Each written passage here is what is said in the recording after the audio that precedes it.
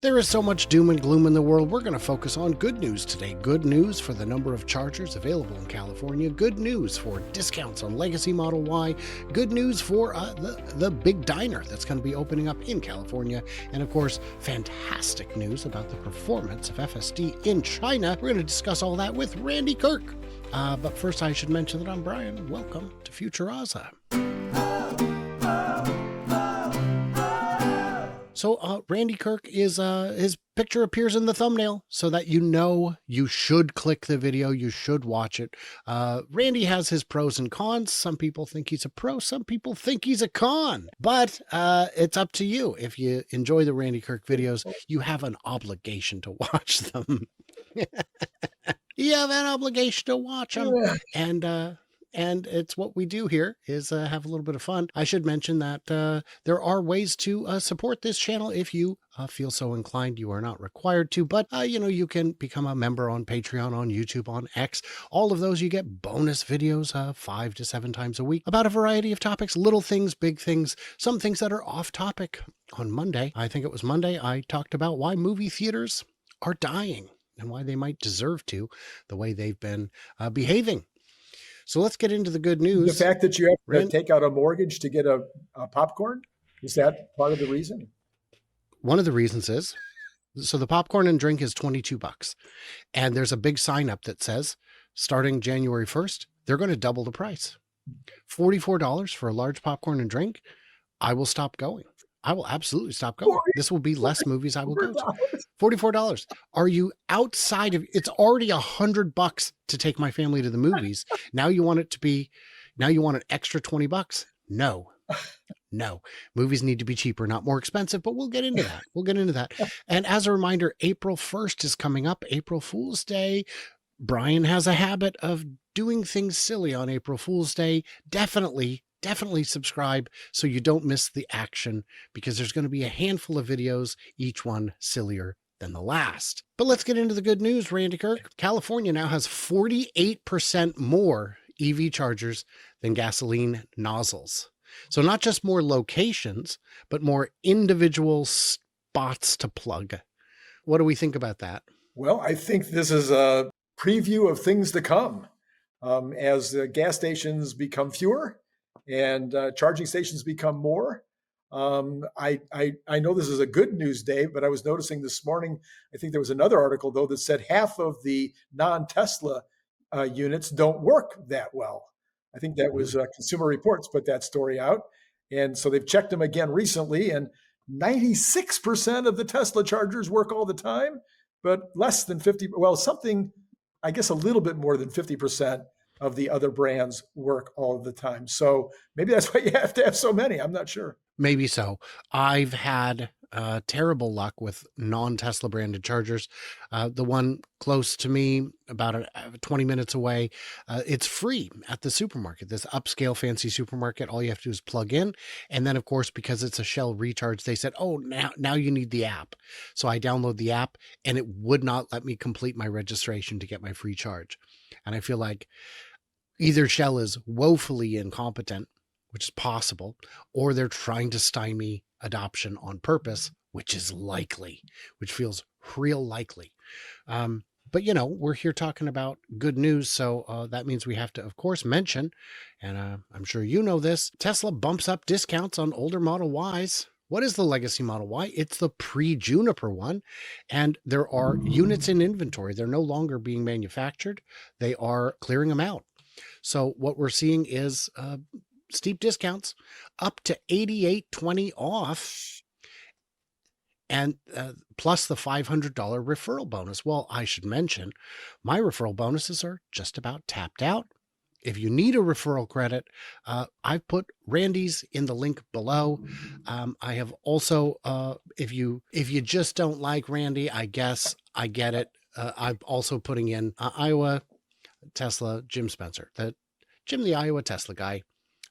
So you've got your choice, Randy's or Jim's. Either one should do the trick. You excited about people getting that legacy model before it's gone? Well, yeah, I think, listen, the Model Y, the legacy Model Y is a phenomenal car. My wife has been heard to say on more than one occasion as we've been driving down the freeway, I feel sorry for all the people that don't have one. So while I think the Juniper is a substantially better car, if you're getting a discount on the Legacy one, there's a point at which I think that would probably be a wise move. Now, maybe you could take a little of the savings and go out and just improve on the what do you call it, the suspension a tad. Now, we've never done that, even though we're not happy with the suspension. It's a little too rigid, a little too stiff, a little too much like a sports car. Now, for me, I'm good with that. For other people, not so much. So that would be the one thing I suppose you could spend some of that savings and really boost it pretty close to the current model. Unplugged Performance has a variety of different suspension upgrade packages available. And I got a chance to talk with them. I said, well, look, if I make it softer, let me give you a real world scenario that I encountered just a few weeks earlier. I was driving down the mountain near Denver, and you're on these big, long, swooping, elevated roads. And when you reach an expansion joint, you will sometimes have a difference in height. And at 75 miles an hour in a corner, you'll get a little shimmy.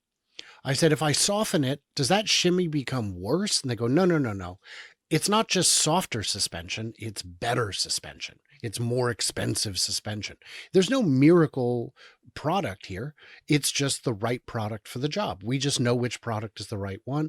And for $88.20, you can get the suspension done with a whole lot of cash left over, and put your old suspension on eBay. Somebody will buy it for sure. So I would agree with that. And the bigger thing to look at on the old Model Y versus the new Model Y is if you went in to look at a new Camry today and they said, look, the 2025 is all new, but we've got a 2024 that's $8,000 off, I'd take the old one, because I don't know the difference between the old one and the new one. And a lot of the benefits added probably don't matter to me. Yeah, I think on the Model Y, the big difference is the suspension, the rear seat television, or most a lot of Yes. people Infotainment. infotainment. A lot of people aren't going to care about that at all. And Mm-hmm. there was like, oh yeah, it's a lot quieter. So if you care about that luxurious aspect, and then of course you're not even going to get a better FSD because the hardware is going to be the same. It's going to be the hardware for. It is the same. You will get a little bit more range. It's got an 82 kilowatt hour pack versus 75 or 72. I don't recall now. I know there were different ones that were put in at different times. The efficiency, the kilowatt hours per mile efficiency, is almost identical.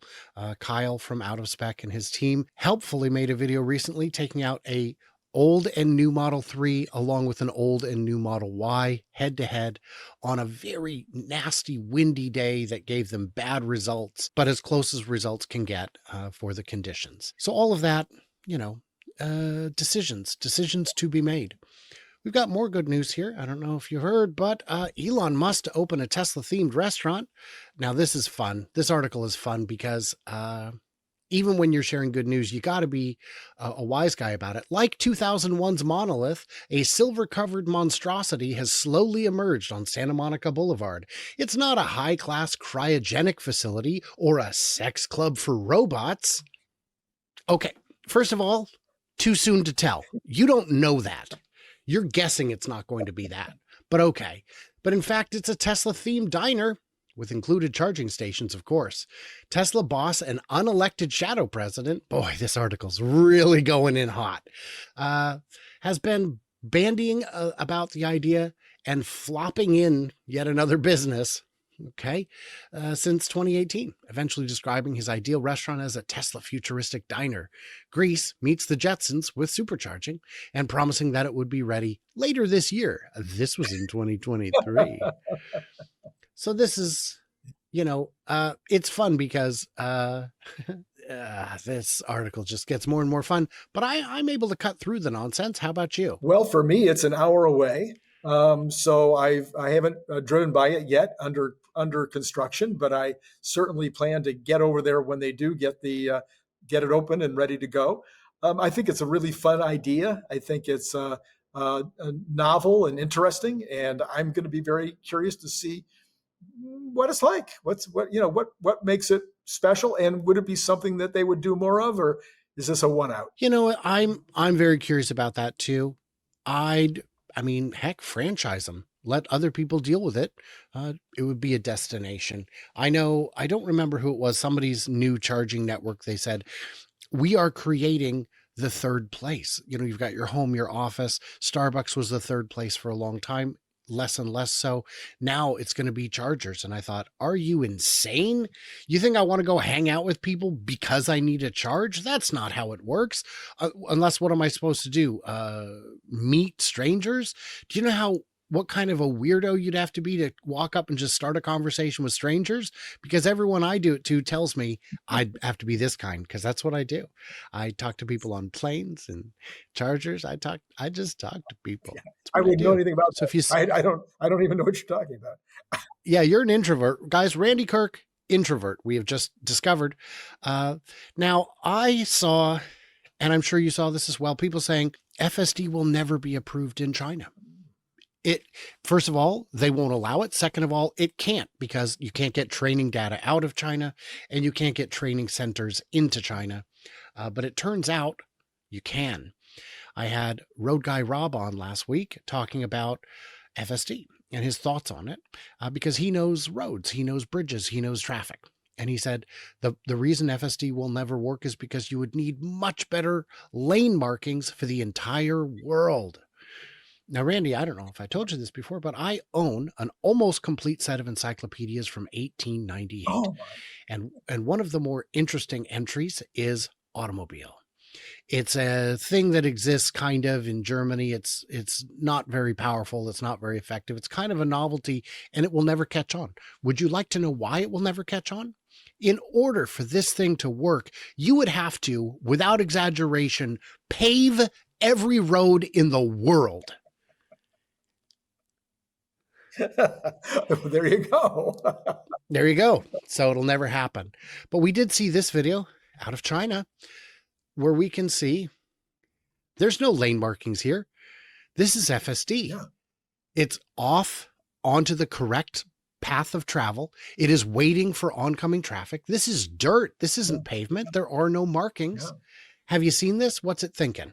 Yeah, well, no, I did see it. I've watched a bunch of these China videos.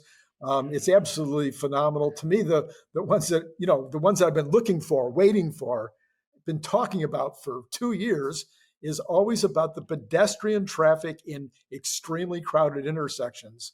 For me, I was thinking in terms of downtown Los Angeles, where the pedestrians go across in gangs and gangs, until the light is almost ready to change, to green, and then they start going across the other way and block you from being able to. So that's what I was worried about. But there's a whole other problem in China.